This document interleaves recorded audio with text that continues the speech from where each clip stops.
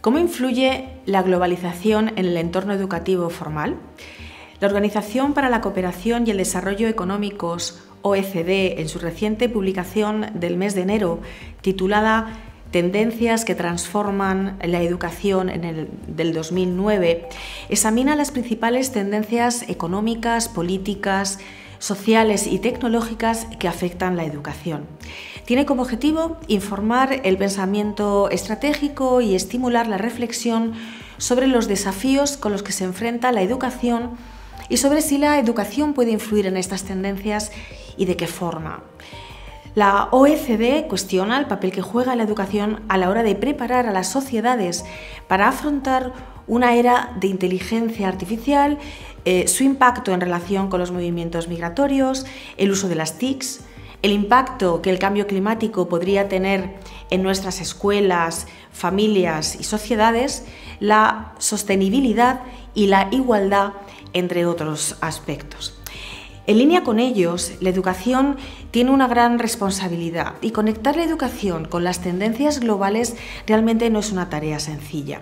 El futuro es, por definición, impredecible, así que pensar en la educación a largo plazo es una tarea que implica tener en cuenta las tendencias actuales y cómo evolucionarán en otras formas nuevas. La globalización tiene ventajas y retos que afrontar, por tanto es importante hacer un análisis crítico.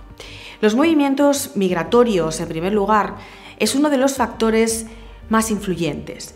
Entre 1990 y 2017, el número total de migrantes internacionales creció de 153 a 258 millones de personas, un aumento del 69%.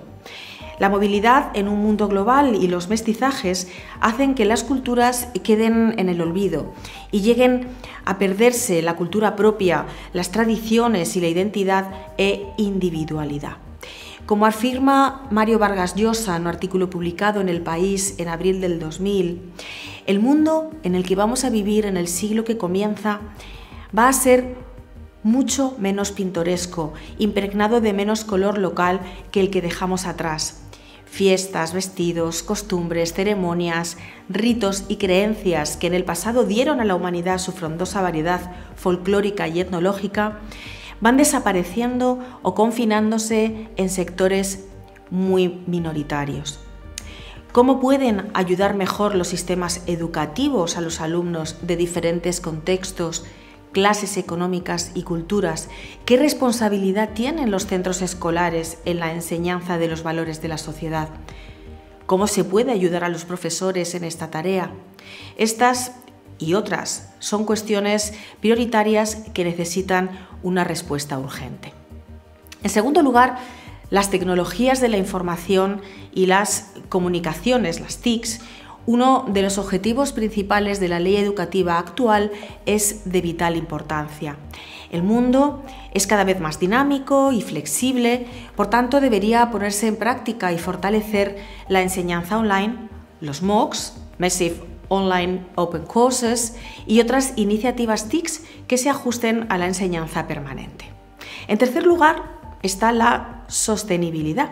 Como consecuencia del desarrollo y uso de las TICs, los productos tecnológicos o productos electrónicos como tablets y smartphones se quedan obsoletos a un ritmo infernal, lo que produce un enorme incremento de desperdicios electrónicos, que además producen materiales tóxicos y muy dañinos para el medio ambiente y para el ser humano.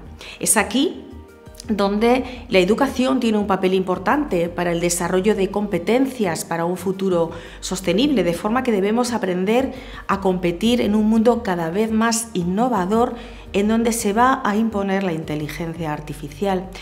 Este lenguaje de programación avanzado permite que las computadoras emulen el modo de razonar del hombre y que las máquinas lleven a cabo las tareas cognitivas más propias del hombre en sectores clave, por ejemplo, en la medicina para la detección del cáncer, en el transporte, en la fabricación de coches sin conductor y en el medio ambiente para un consumo de energía inteligente.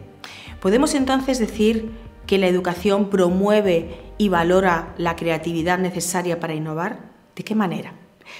En cuarto lugar, mencionar la igualdad. Ya desde finales del siglo XVIII se reconoce la verdad evidente de que todos los individuos son iguales y disfrutan de ciertos derechos inalienables. Desde los años 60, muchas democracias han trabajado en prácticas de reconciliación multicultural, de religiones, etnias y lenguas. Y a mediados del siglo XX esas políticas han sido aprobadas por países con altas cotas migratorias como Australia, Canadá, Nueva Zelanda y Estados Unidos, y más tarde otros que necesitan adaptarse a la situación global actual, como es el caso de España y Portugal. La educación es un vehículo importante para promocionar relaciones justas y equitativas entre hombres y mujeres. Por ejemplo, en el año 2017 Islandia aprobó una ley estableciendo igualdad de salario para las mujeres en empresas a partir de 25 empleados. Se puede decir entonces que los profesores están preparados de forma adecuada para enseñar a los alumnos de diferentes contextos sociales y lingüísticos. ¿Qué papel juega la educación para dar forma a las selecciones profesionales y educativas de hombres y mujeres? ¿Cuáles son las prioridades para el futuro cambio en este respecto? En quinto lugar, la educación y la escuela. ¿Qué implicaciones tiene este proceso en la educación formal? Según Eurydice, la red de información sobre educación en Europa, creada en 1980 por la Comisión Europea, el sistema educativo español está comprometido con el desarrollo de políticas, estrategias y acciones que promueven la movilidad del alumnado. Las leyes educativas, como la Ley Orgánica de Educación LOE del 2006, alude en su preámbulo la necesidad de aumentar la movilidad y los intercambios con el fin de contribuir al objetivo de abrir los sistemas educativos al exterior. Al igual que en la LOMCE, la siguiente ley educativa aprobada en el año 2013, entre sus objetivos principales también establece alinear los objetivos con la estrategia de la Unión Europea Horizonte 2020, adecuar el sistema educativo a las nuevas demandas del aprendizaje por competencias, el aprender haciendo y el aprendizaje a lo largo de la vida o permanente. También otro objetivo, el intensificar el uso de las TICs, equiparar los niveles básicos, intermedio y avanzado de la enseñanza de idiomas a los niveles A, B, C del Marco Común Europeo de Referencia para las Lenguas. Ya en el año 1992, ante la necesidad de estandarizar la movilidad de estudiantes y alumnos dentro de Europa, se firmó el Acuerdo de Maastricht, momento a partir del cual, en 1993, se acuñó el término Unión Europea, reemplazando el de Comunidad Económica Europea. Este fue un hito muy significativo porque implica la hermandad de pueblos cuyo diverso bagaje cultural tiende a unificarse. Sin embargo, para que se produzca este hecho, es necesario que todos seamos conscientes de los cambios que han acontecido y que van a seguir produciéndose dentro de las comunidades de aprendizaje. Ante este hecho inevitable, es imprescindible desarrollar ciertas competencias. ¿Cuáles son esas competencias que tiene que desarrollar el niño en la era de la globalización del siglo XXI? Mencionar que entre las más importantes hoy en día está la competencia cultural. Es un elemento diferenciador para entender la interacción y la comunicación y, consecuentemente, desarrollar competencias lingüísticas. El desconocimiento cultural y lingüístico produce problemas de comunicación y socialización, falta de integración y de adaptación. Pensemos en el aula actual donde conviven diversidad de identidades y culturas, alumnos asiáticos, africanos, del este de Europa, entre otros muchos. No menos importante, en la escuela infantil multicultural y multilingüe es necesario que los educadores trabajen con los niños desde etapas muy tempranas aspectos como la competencia social y emocional.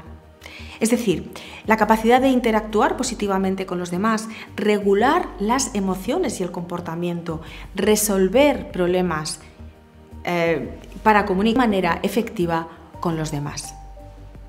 ¿Qué otras ventajas podemos mencionar que aporta la globalización? Bueno, pues la eliminación virtual de las fronteras existentes entre los diversos países y mercados, que el mismo programa de estudios se pueda equiparar y se pueda reconocer en otros lugares de forma muy fácil, la equiparación de los niveles de idiomas, el enriquecimiento personal, educativo y social. Pensemos en el aula que hemos mencionado antes. ¿Qué hacer para integrar a todos esos alumnos tan diversos? Esta situación muy reciente, de finales del siglo XX, principios del siglo XXI, ya se ha convertido parte de nuestras vidas. Así pues, los docentes tienen unas necesidades diferentes y unas competencias educativas nuevas que conocer, desarrollar y transmitir.